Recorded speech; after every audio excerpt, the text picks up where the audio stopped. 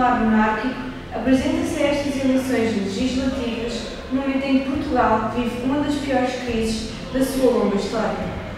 O crescimento económico do país é o pior desde a Primeira Guerra Mundial. A taxa de desemprego é a mais alta dos últimos 80 anos. A dívida pública é a mais elevada dos últimos 160 anos. Estamos a viver a segunda maior vaga migratória da nossa história. A dívida externa atingiu os 400 mil milhões de euros e os cofres do Estado estão completamente vazios. Em virtude desta enorme hecatombe, o país perdeu os últimos vestígios da sua soberania nacional e encontra-se presentemente sob a administração económica e política internacional. Importa, por isso, restaurar a independência nacional.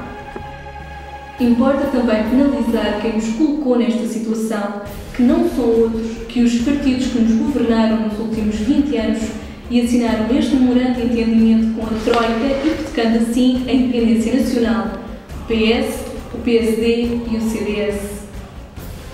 É tempo de mudar. É tempo de votar a favor de Portugal. É tempo de votar PPM.